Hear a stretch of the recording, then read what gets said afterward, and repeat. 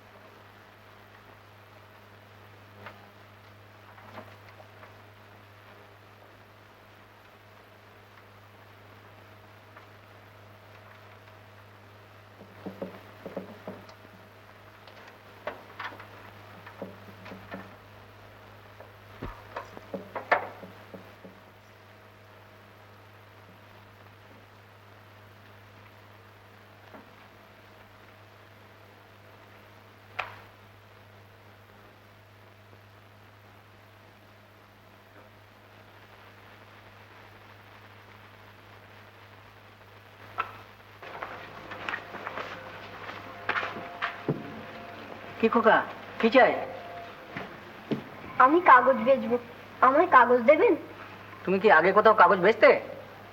না। তবে পারবে কেন? খুব পারবো, আপনি দিয়ে দেখুন। কাগজ বেচতে গেলে জমা বা জামিনদারের দরকার, তোমার তা আছে? জামিনদার নেই, তবে এই সোনার মেডেলটা জমা রেখে যদি দেন।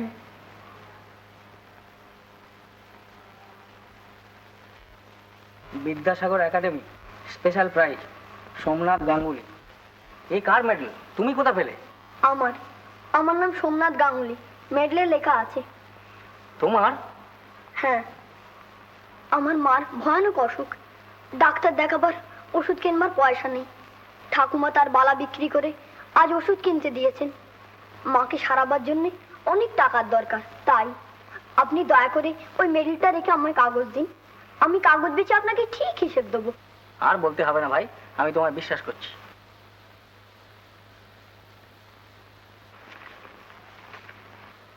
কটা পাউন্ড বিস্কুট দেয় কি? আজকের একটা কাগজ নেবেন? না, দিন তো, তাড়াতাড়ি দিন তো।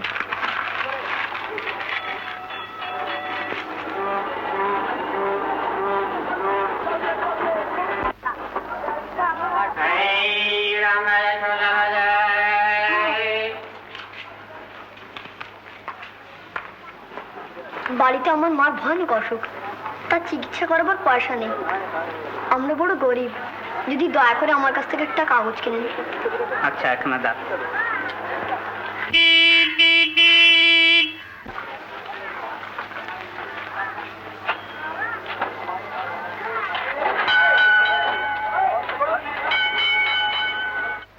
এই নাও ঠাকুমা, মার জন্য ফল, আঙুর, বেদানা, আপেল, নাশপাতি।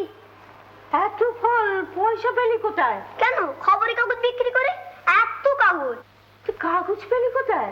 কেন, আমার সেই সোনার মেডেলটা যেটা আমি প্রাইজ পেয়েছিলাম সেটা জমা দিল। সে লোকটা আমাকে রোজ কাগজ দেবে বলেছে। তুমিও রোজ স্কুল পালিয়ে লেখাপড়ার জলাঞ্জলি দিয়ে কাগজ বিক্রি করবে, একেবারে হয়ে গেছো। কি বুকের পাটা, বলা নেই ক নেই, স্কুল পালিয়ে সোনার মেডেল চুরি করে কাগজ বিক্রি করতে যাওয়া। চুরি আমি করিনি, ও মেডেল আমার, শুধু তোমাকে না বলে নিয়েছি। শুধু আমাকে না বলে নিয়েছো? না বলে স্কুল পালিয়েছো, না বলে লেখাপড়া ইস্তফা দিয়ে কাগজ বিক্রি করতে গিয়েছো? ফেলে দেখে তোর ফল। তোর মতো অবাধ্য ছেলের ফল আমি কিছুতেই খাবো না। আমি মরে গেলে তুই ফল আমার চিতার উপর দিস। বৌমা, ছি দাদু, ভারী অন্যায় কাজ করেছো। মেডেল পাওয়া ভালো ছেলে তুমি, তুমি কেন কাগজ বিক্রি করতে যাবে? তুমি লেখাপড়া করবে, জল পানি পাবে, কত বড় বড় পাস করবে। না, আমি আর লেখাপড়া করবো না। বাবলা, আমি বুঝি জানি না আজ কোত্থেকে টাকা এনে তুমি মার ওষুধ এনেছো? তোমার বালা বাধা দিয়ে কৈলাস মামা নিয়ে এলো, আর তোমার গয়না নেই। এরপর তুমি কি বিক্রি করবে? তখন মার অসুখ সারবে কেমন করে? না, আমি পড়বো না। মাকে ছানা খেতে হবে, ফল খেতে হবে, ওষুধ খেতে হবে, কত দামি দামি ওষুধ। আমি রোজ কাগজ বিক্রি করে টাকা এনে দেবো। মা, আমার জন্য তোমার শেষ সোনার কুচিটাও গেল। কেন তুমি এ কাজ করলে মা? বটে, আমি যক্ষী বুড়ির মতো হয়ে চিরকাল তোদের আগলে বসে থাকবো, আর তোরা সব একে একে হাসতে হাসতে চলে যাবে। বয়ে গেছে আমার আগলাতে। জীবনে অনেক দেখেছি, অনেক সয়েছি, ঢের হয়েছে আমার।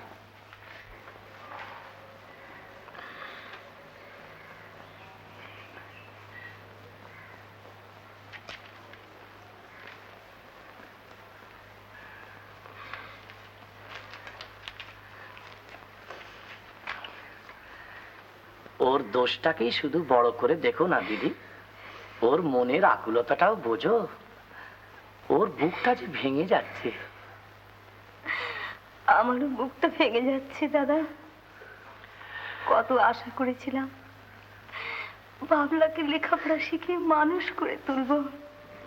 এমনি হতভাগী আমি কাল রোগ নিয়ে মাকেও সর্বশান্ত করলাম, আর এই দুধের ছেলেটাকেও লেখাপড়া ছাড়িয়ে কাগজ বিক্রি করতে হলো। আমার কত আশা ছিল বাবলা লেখাপড়া শিখে মানুষ হবে, সে 10 জনের একজন হয়ে উঠবে। আমার সব স্বাদ, সব স্বপ্ন ভেঙে গেল।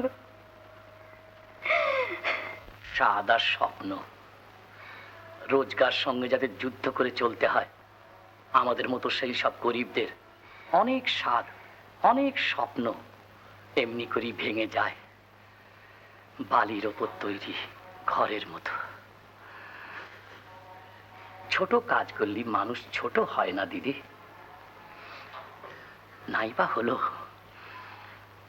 হলো বাবলার স্কুলে লেখাপড়া। দুঃখের স্কুলে পড়ে বাবলা আমার যে বিদ্যে অর্জন করবে সেই তবে সবচেয়ে সেরা বিদ্যে। পৃথিবীর অনেক বড় লোক এমনি করেই বড় হয়েছে। আমি তো তারিফ করি। বাবা বাবা, ওর মধ্যে যে আগুন আছে, সেই আগুন একদিন পচা পুরনো সংসারটাকে পুড়িয়ে নতুন সংসার গড়ে তুলবে, নতুন সংসার গড়ে তুলবে।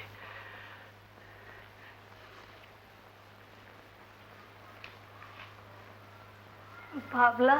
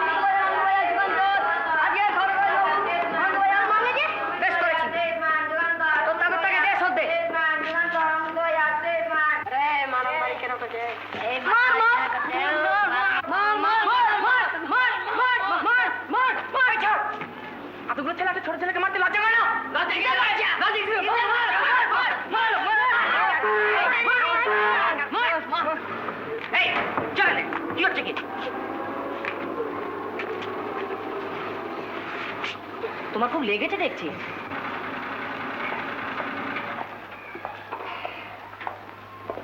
আমার কাগজগুলো সব নষ্ট হয়ে গেল। মার ওষুধ আর ফল কিনবো কি করে? তোমার কত কাগজ ছিল? 2 টাকা 2.5 টাকা হবে। ও, তোমার কাছে নোটের ভাঙানি হবে? হবে ওই কাগজগুলো আমি কিনবো। এই নাও। না, আমি নেবো না। আপনি তো সত্যি সত্যি কাগজ কেনেননি। ওগুলো আমি নেবো, আমার দরকার আছে। আমি ময়লা কাগজই নেবো। মাফ করবেন, আমি নিতে পারবো না।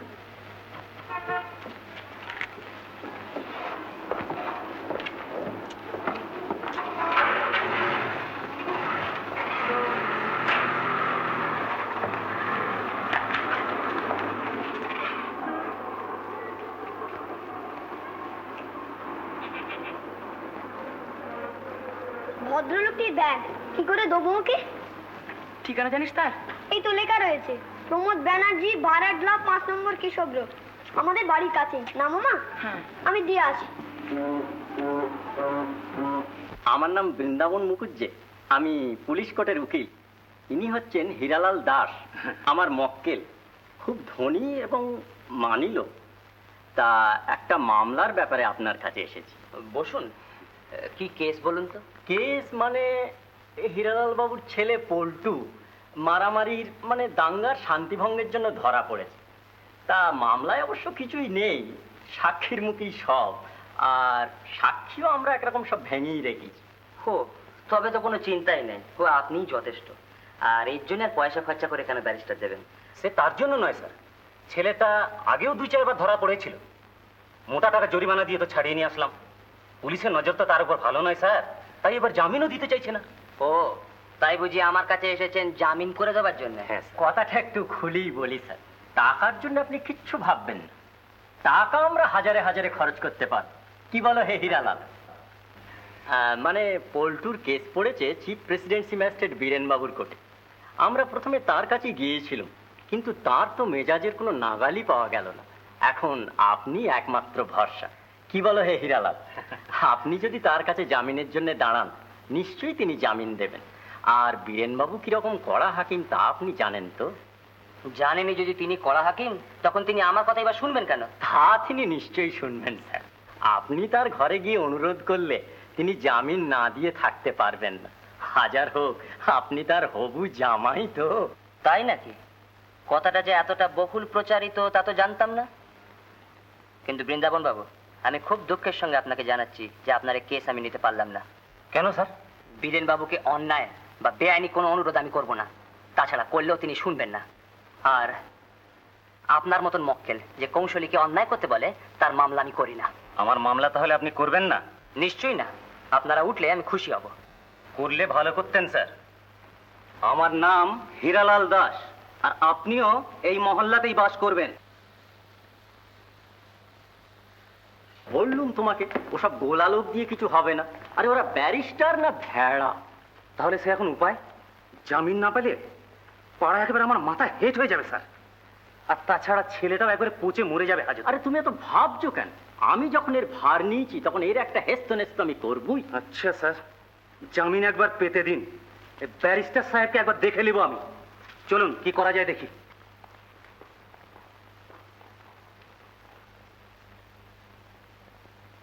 শুনছেন? একবার শুনে যান না।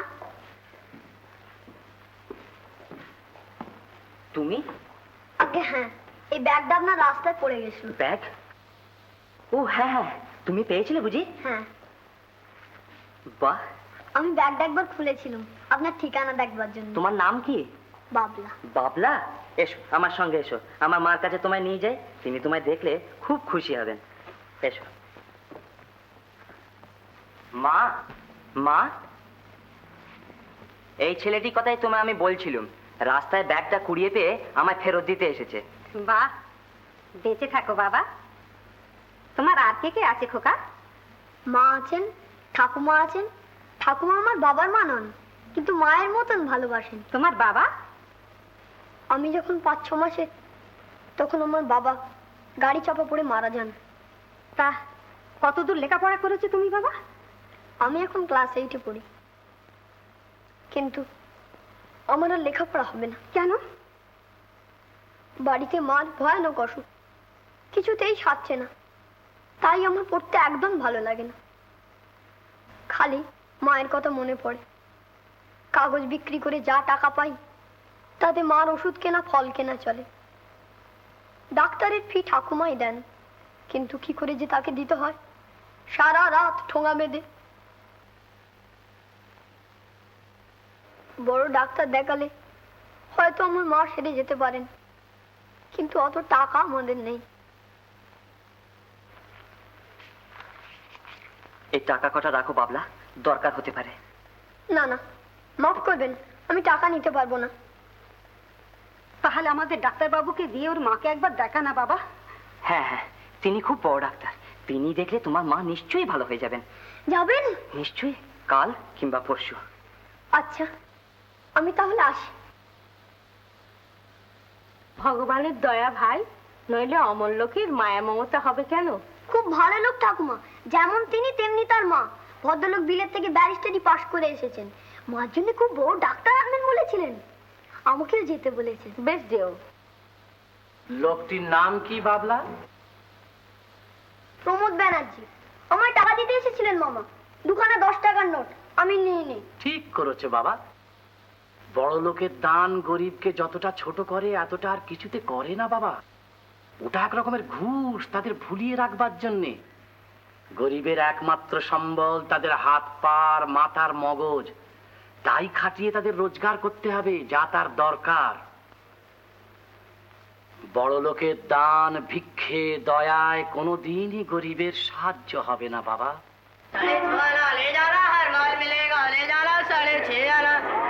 এই যে বাবলা, আরে তুই তো মেয়ে দিচ্ছিস রে বাবলা, আমার এখনো হলো না।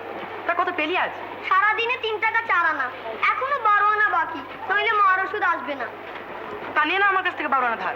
না, সেদিন তোমার কাছ থেকে 5 টাকা নিয়ে এখনো দিতে পারি। দেখি। আচ্ছা পাগলা।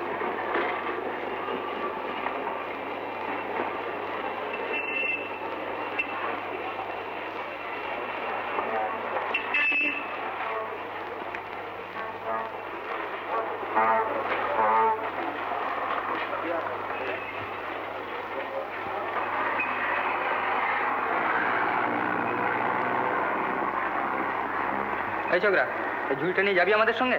পয়সা দেবো।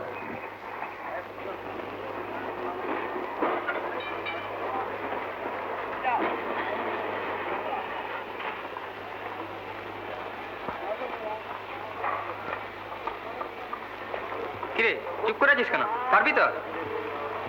12 আনা দেবেন? হ্যাঁ দেবো। পারবি তো? মাথায় তুলে দিন।